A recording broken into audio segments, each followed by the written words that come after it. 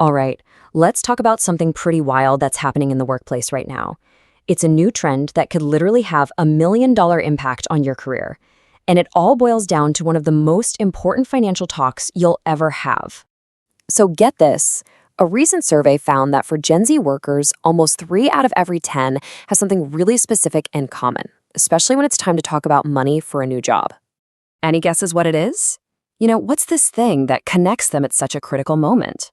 I'll give you a hint. It's a move that's definitely got HR departments talking. Yup, you're seeing that right. They brought a parent with them to their salary negotiation. Now, for some, this just meant getting some coaching beforehand, but for others, it meant their parent was actually on the call, speaking directly to the employer for them. Wild, right? Okay, so getting help is one thing. But honestly, the much bigger problem here is when people avoid this conversation entirely. Because, let me tell you, not negotiating can be a truly massive financial mistake that follows you for your entire career. Just look at this number. It's staggering. An estimate from Carnegie Mellon found that if you don't negotiate that first salary, it could cost you up to $1.5 million over your whole career. That is a life-changing amount of money. And look, even if you think that number sounds a little high, let's go with a more conservative take. A tiny gap, we're talking just $5,000 in your starting salary, can still add up to a loss of $750,000 over a 45-year career. It's the magic, or maybe the curse, of compound interest. So, here's the key takeaway, right? Your starting salary isn't just about that first year's pay. Think of it like the foundation of a house. It's the baseline that everything else gets built on top of. Every future raise, every bonus, even how much goes into your retirement account. And yet, even with so much money on the line, what happens? The majority of people, a full 55%, don't negotiate that first offer at all. They just take whatever is on the table. And this just shows you what a massive missed opportunity this is. On one hand, you've got the folks who do negotiate. And guess what? An incredible 78% of them get a better deal.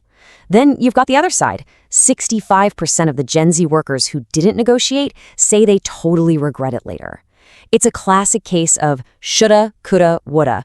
All right, so this all leads to the big question, right? If the numbers are so clear and the payoff is so huge, why? Why are so many young professionals so hesitant to just ask for what they're worth? Well, career expert Jasmine Escalera really hits the nail on the head here.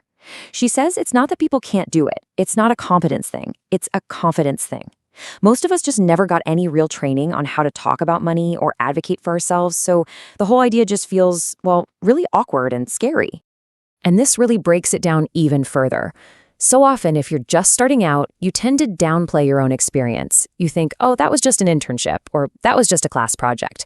But that's real experience, and when you don't see it as leverage, it's easy to feel like the company has all the power in the conversation. But here's the great news. Advocating for yourself, it's a skill. It's not some magic talent you're born with.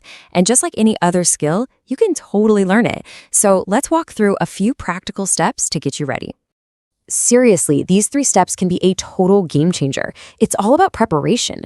When you do your homework, it stops feeling like this big, scary confrontation, and it becomes what it really is, a totally normal business discussion about what you bring to the table. Okay, so let's circle back to where we started. If you're going to ask for help from a parent, a mentor, whoever, what's the right way for them to help? How can they support you without actually hurting your chances?